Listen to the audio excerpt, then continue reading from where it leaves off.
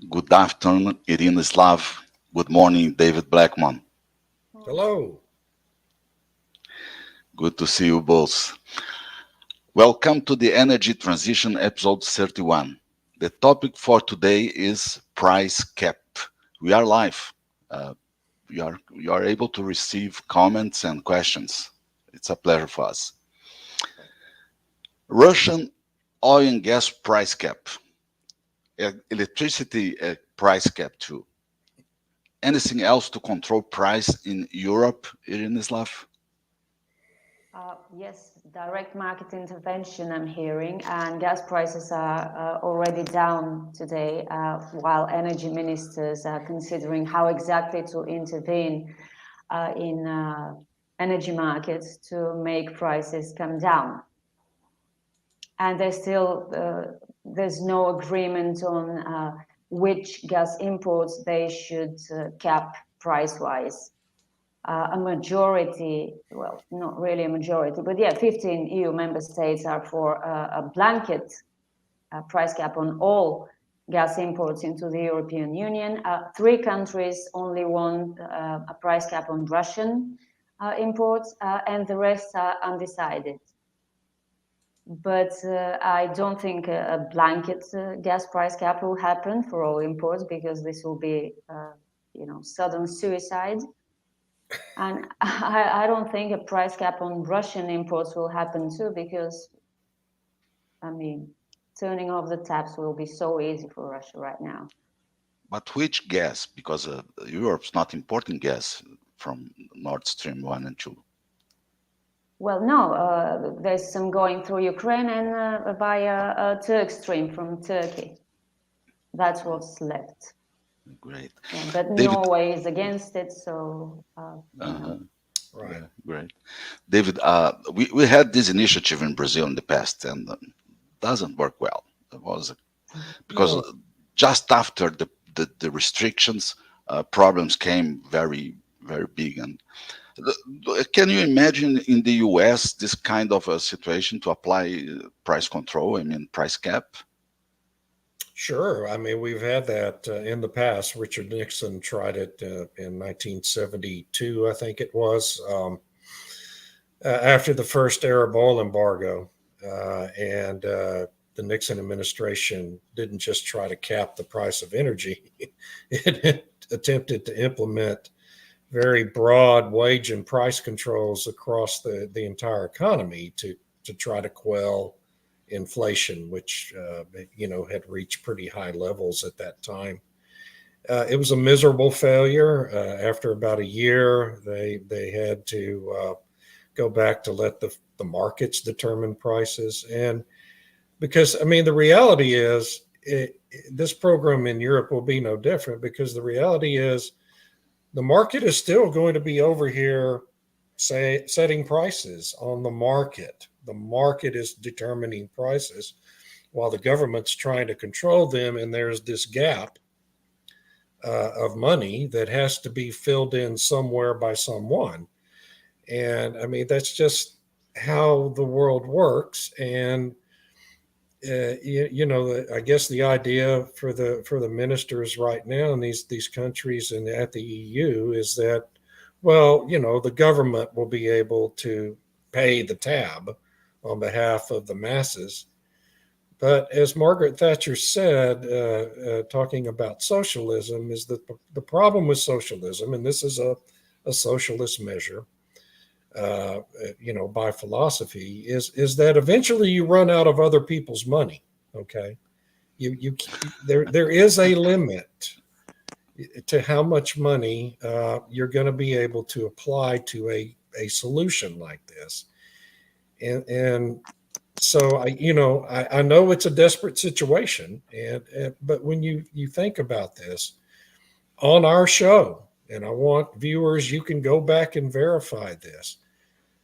We've been talking about this inevitable outcome now since at least March on this podcast.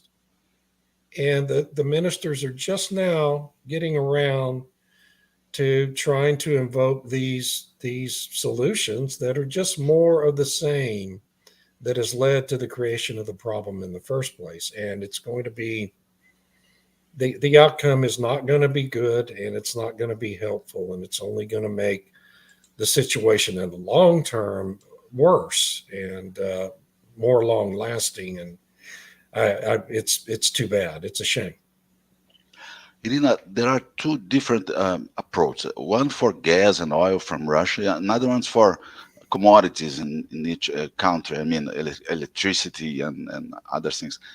How can someone can control this kind of energy consumption? I mean, going to every house, every home, every day. This is a very good question, because I was just about to say that the price caps for energy imports, potential price caps, will be combined with caps on consumption, which is a really, really strange idea, because on the one hand, you want to make energy more affordable for people by capping the price of this energy. On the other hand, you want to cap consumption of energy, and this does not happen with price caps on this energy.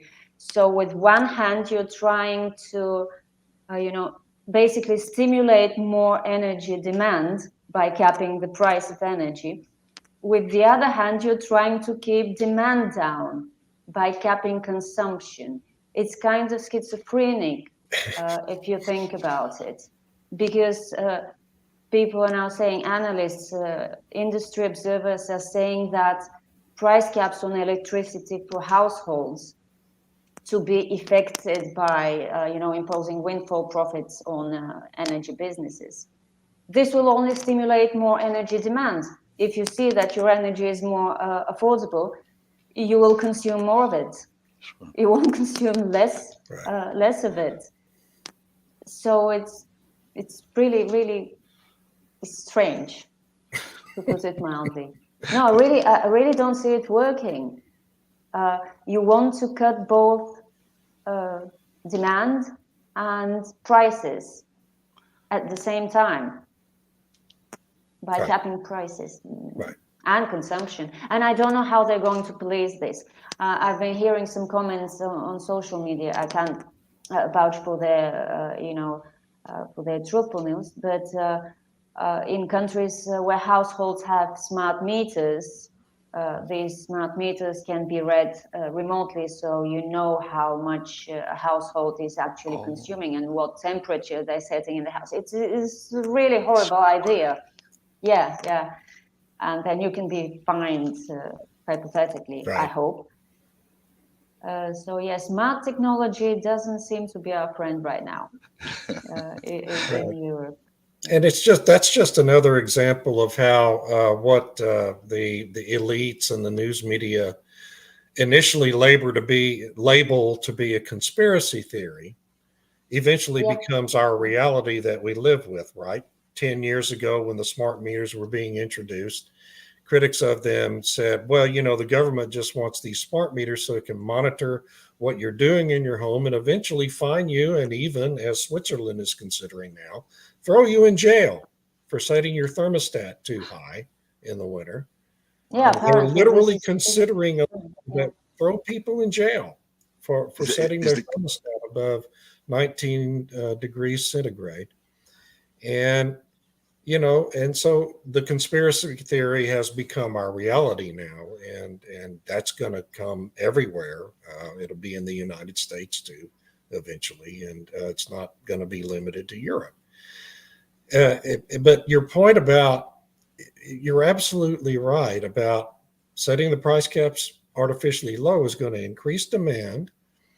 And meanwhile, setting the price cap artificially low is also going to have the impact of reducing supply.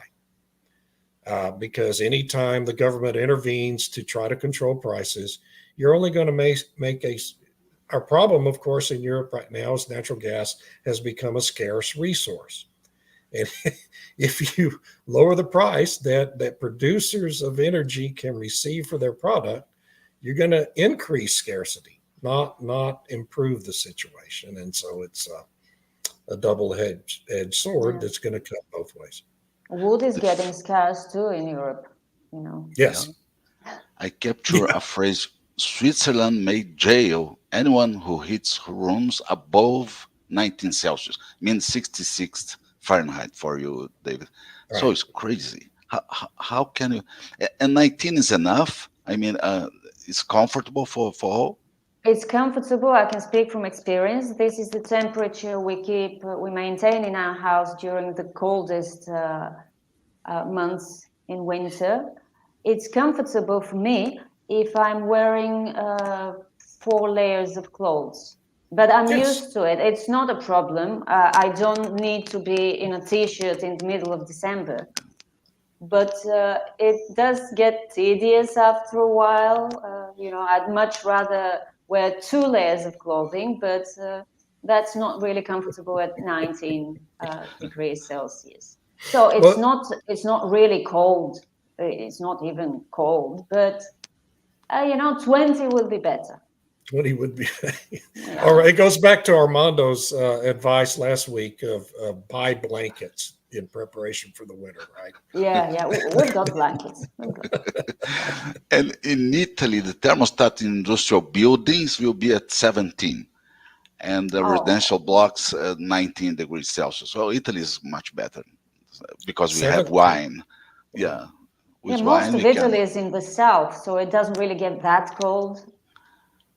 Oh But yeah, you're right. northern Italy might experience difficulties.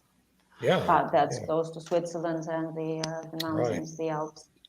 Do you see the amount of money Russia is doing with gas sales? They are receiving more money nowadays than before with Exactly, gas. because What, what? prices are making up for lower volumes. Oh yeah. So somebody Yeah. on LinkedIn the other day accused me of trying to paint Russia as the victim, and I I thought, saw, I saw your what? reaction. Was great. What are you talking about? Russia is winning without even, having to do much.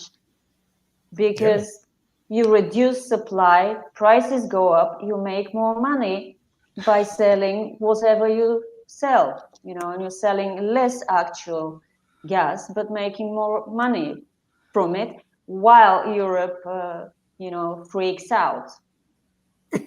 Sorry, but well, yeah, it's a seller's market. It has always been a seller's market in both uh, oil and gas. I mean, we might have thought in the past few years that there will be always an ample supply of natural gas because you remember just 2 or 3 years ago, gas was dirt cheap. Remember, with Oh, all yes. those huge LNG projects coming online and all this, and everybody seemed to think that this will continue indefinitely. Well, it did not continue indefinitely. It could not continue indefinitely because the more supply you offer to the market, the more consumption you will stimulate. In Asia, for example, the Asian economies have turned almost exclusively to gas in a bid to reduce their carbon footprint and move away from coal. So you've got a lot of new demand coming in, and it was only a matter of time before gas prices began to climb higher. Even if we exclude the crisis prompted by the Russian invasion of the Ukraine, so it was Right. going to happen one way or another. Just Right. nobody And really especially anticipated it. especially when you have the country that produces the most natural gas. Well, Mm, two countries produce the most natural gas on earth. The United States, whose government is actively discouraging drilling for natural gas, Yeah. and Russia, which is involved in a war mm. and being sanctioned and by countries trying to sanction their ability to export natural gas. And so, I mean, just by government policy in those two countries alone, you're creating an inevitable shortage of natural gas supply globally.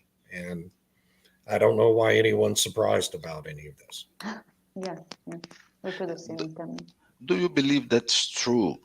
That Russia is selling to India and China, and those two countries are reselling to Europe products and gas? Is it true? Well, Bloomberg reported it the other day. Russia is buying LNG from Russia and then reselling it to Europe at much higher price.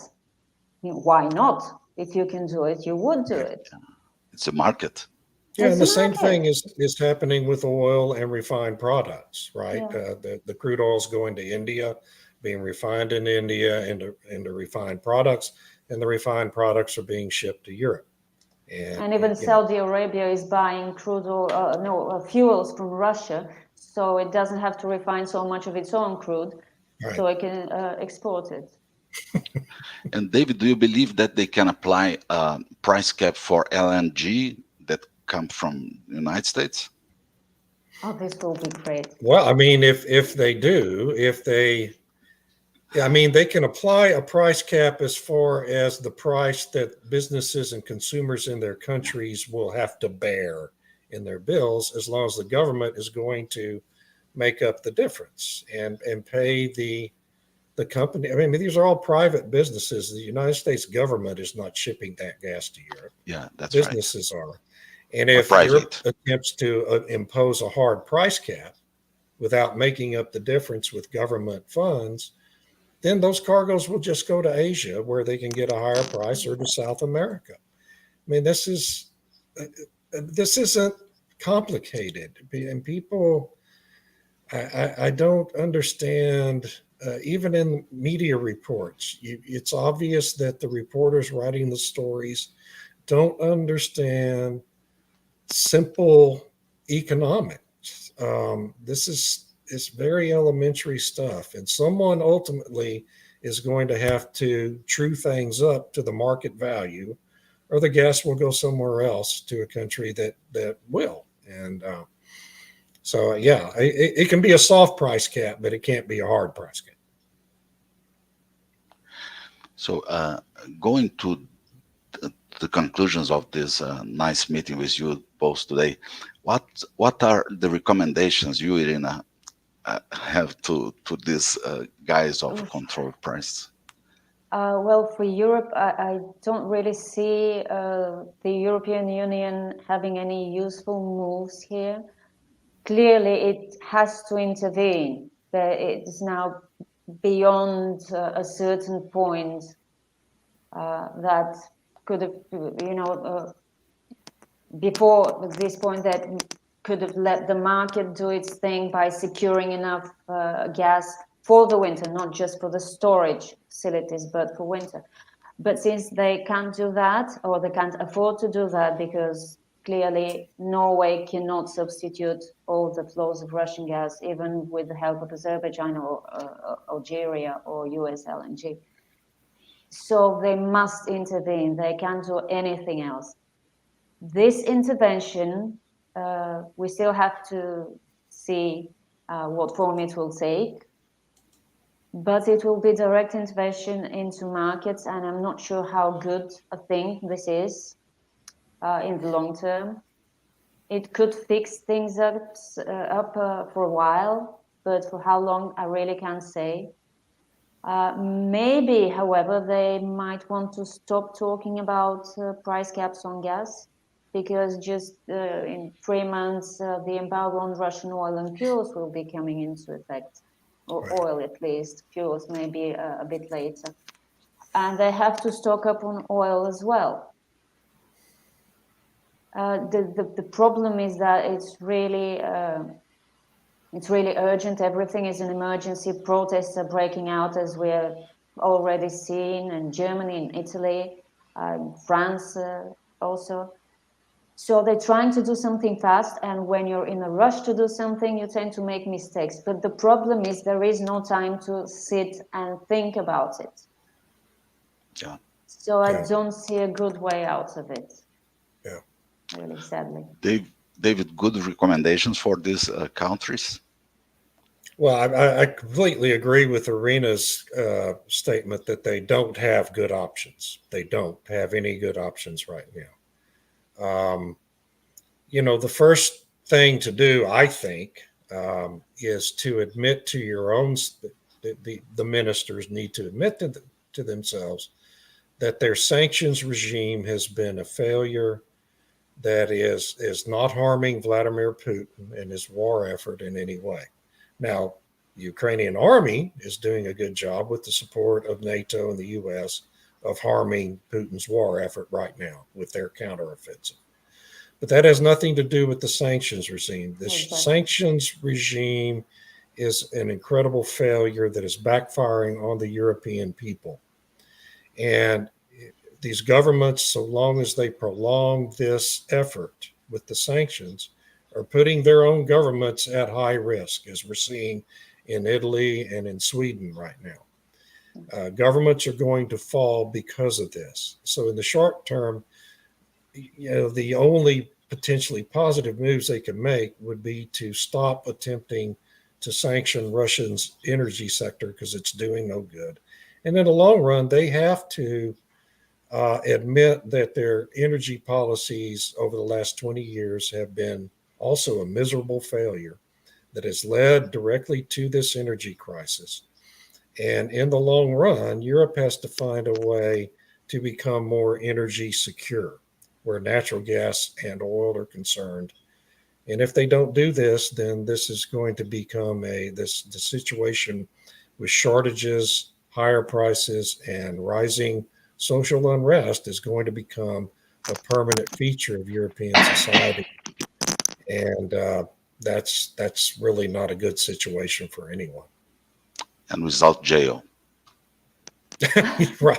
Yes. And don't Yeah, threaten to jail citizens for missetting their thermostats. yeah, That's maybe. really Yeah. bad. That's Uh, what was a despots do. pleasure. Was a pleasure having you both here today in this first live. I didn't show the comments because we need to train a little bit more. But the next one, next Monday, if you allow me, I will show the comments and we can interact with the public. Absolutely. Oh, That'll be absolutely. great. That'd be fun. Thank you. Have a good day. Good week for you too. Thank you. You Y'all have a too. great week. Bye Bye bye. bye. Bye bye.